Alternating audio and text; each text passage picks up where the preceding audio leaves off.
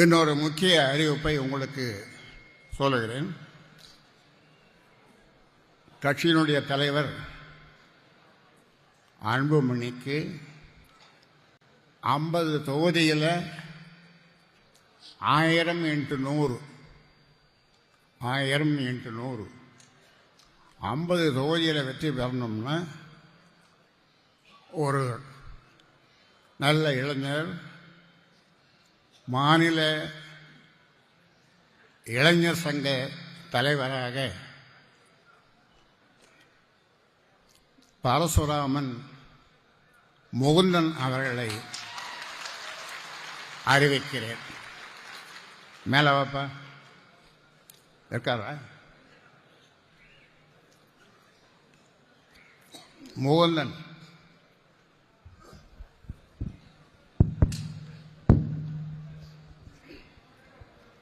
எங்கப்பா? முகுந்தன்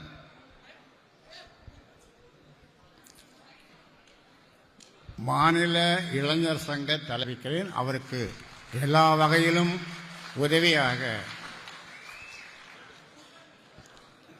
இருப்பதற்காக போயிட்டாங்க.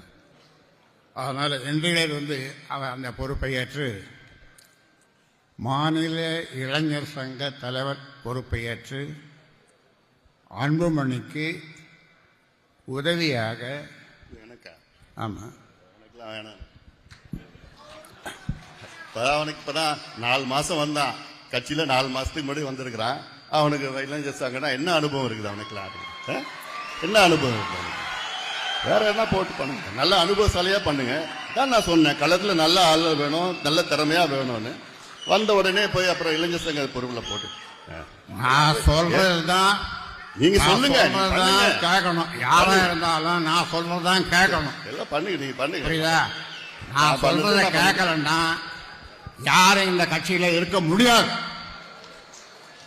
இது நான் உண்டாக்குற கட்சி. நான் சொல்றத கேட்கலன்னா யாரும் இந்த கட்சியில இருக்க முடியாது. என்ன சரின்னா சரி, போ.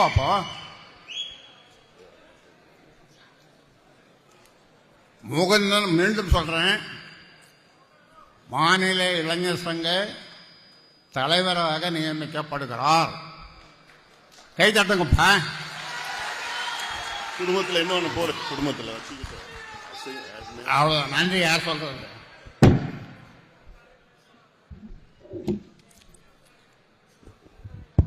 நிறைவாக நன்றி சொல்ல வருகிறார். இந்த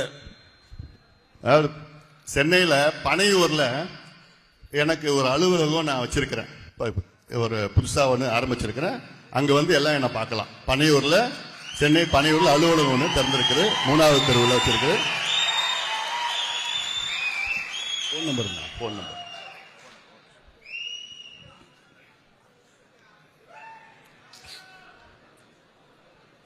மீண்டும் சொல்லுகிறேன், உங்களுக்கு மாநில இளைஞர் சங்க தலைவர் முகுந்தன் பரசுராமன் 4446060628 குறிச்சிக்க.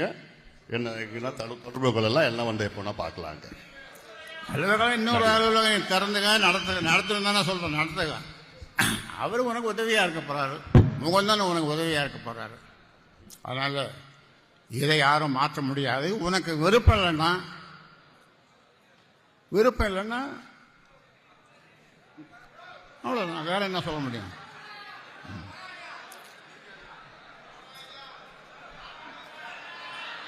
முகுந்தன் தலைவர். நான் சொல்றதுதான் கேட்கணும். நான் ஆரம்பிச்ச கட்சி.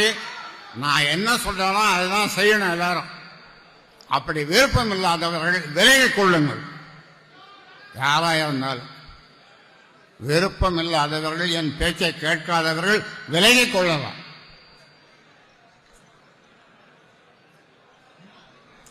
நன்றி. யாரோ சொல்றது?